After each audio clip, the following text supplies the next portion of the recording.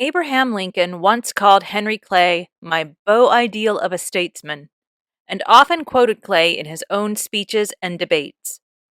When Lincoln famously debated Stephen Douglas, Lincoln quoted Clay 41 times. Known as the Great Compromiser and the author of the American System, an economic plan to promote tariffs and American manufacturing, Henry Clay ran for president 3 times, lost, of course, but founded the Whig Party. He served as a congressman for 11 years and a senator for 16, and has often been named the best senator the U.S. has ever had. Today, we explore the gardens of the senator from Kentucky, Ashland, the Henry Clay Estate, in Lexington, Kentucky. Hello, listeners. Today is March 11th, and this is A Garden a Day with Maidenbrock Gardens. Thank you for listening. Henry Clay was born in Hanover County, Virginia in 1777, while our fledgling nation was also in its infancy. When he was 3 years old, he witnessed British troops ransack his family home. His father died a year or two later, and his mother remarried to Captain Henry Watkins. When Clay was 14, his stepfather was able to get Clay a job in a store, and a year later, a clerkship at the Virginia Court of Chancery. Clay had very little formal education, but he was taught how to read and write. His clear handwriting caught the attention of the great George Wythe, who made Clay his personal secretary. Under Wythe's guidance, and later under the guidance of Attorney General Robert Brooke, Clay began studying law. He was admitted to the Virginia bar in 1797. That same year, at age 20, Henry Clay moved to Kentucky and in 1799 settled in Lexington, set up his law practice, and began his political career. I invite you to read about this absolutely fascinating man. As this is a short podcast about gardens, I feel like I've already given too much of a history lesson, but Henry Clay is definitely someone worth learning about. As always, I've included links in the notes to start your research. In 1804, Clay purchased land outside of Lexington, and by 1812 he had increased his holdings to 600 acres. And this is where the garden part of this episode begins. The estate grew hemp, tobacco, and grain. He named his estate Ashland for the abundance of ash trees on the property. After Clay's death, the estate was purchased by his son, James. The house built for Henry Clay was determined unstable, probably due to inferior building materials, and James razed the house. In its place, he had a new brick home constructed on the old foundation, following the same plan as his father's house and salvaging as much material from the former home as possible. The new house was completed in 1857.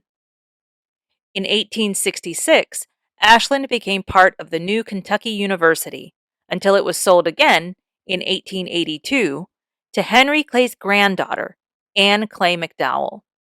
She completed a significant renovation of the interior of the home to modernize it. Her daughter, Nanette, was instrumental in creating the Henry Clay Memorial Foundation to preserve the home and its remaining 17 acres. Ashland was opened to the public in 1950 and has been designated a National Historic Landmark. The gardens of Ashland include a formal garden, a peony garden, and a monarch way station.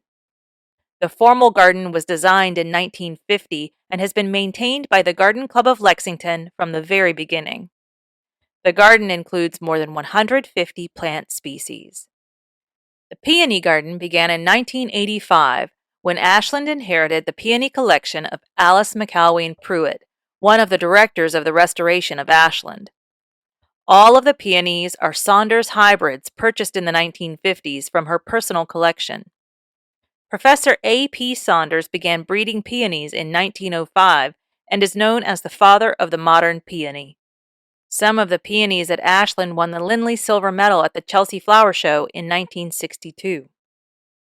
Ashland is also an arboretum with more than 600 trees and 44 different species, including several native species. Notable trees on the estate include 2 blue ash trees that are nearly 300 years old, a Kentucky Big Tree Champion tulip poplar, a Kentucky Big Tree Champion paper birch, the current Kentucky State Champion Washington hawthorn, and living fossil ginkgo trees. Ashland is an active destination for museum exhibits and events throughout the year. Each June, Ashland hosts a popular lawn party. On April 12th of this year, the American Peony Society is hosting a Zoom seminar titled Alice's Legacy, Caring for an Historic Garden in Kentucky. I've included a link in the notes if you're interested in signing up for it.